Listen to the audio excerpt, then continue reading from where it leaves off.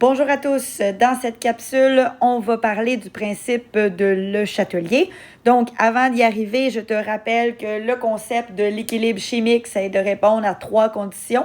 D'abord, d'avoir un système qui est réversible. Donc, ça veut dire qu'il y a encore des réactifs et encore des produits. Donc, les vitesses de réaction des réactifs et des produits sont égales. Donc, si vous préférez, la vitesse directe est égale à la vitesse inverse.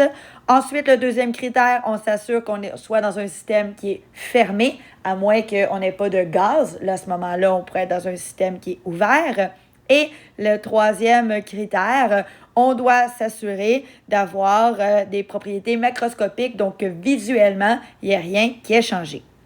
La question que M. Henri Le Chatelier s'est posée au début des années 1900 en France, c'est qu'est-ce qui se passe lorsque volontairement j'essaie de provoquer un déséquilibre. Donc volontairement, lorsque je vais rajouter soit un catalyseur ou encore changer la concentration ou encore augmenter la température ou finalement augmenter la concentration.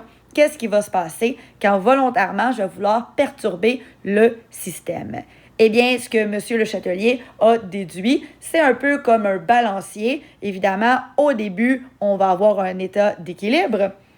Ensuite, on va avoir une perturbation. On va vouloir rééquilibrer le tout. Donc, le système va soit favoriser une réaction directe ou une réaction inverse.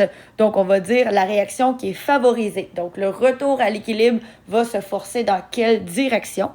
Et ensuite, on va avoir à nouveau un retour à notre équilibre direct. Donc, voici le concept général derrière le principe de Le Chatelier. Je t'invite donc à écouter les 4 prochaines capsules dans le but de comprendre lorsqu'on va modifier un à la suite de l'autre, ces 4 facteurs-là, comment on va faire pour revenir à l'état d'équilibre. Voilà, je te souhaite une excellente fin de journée.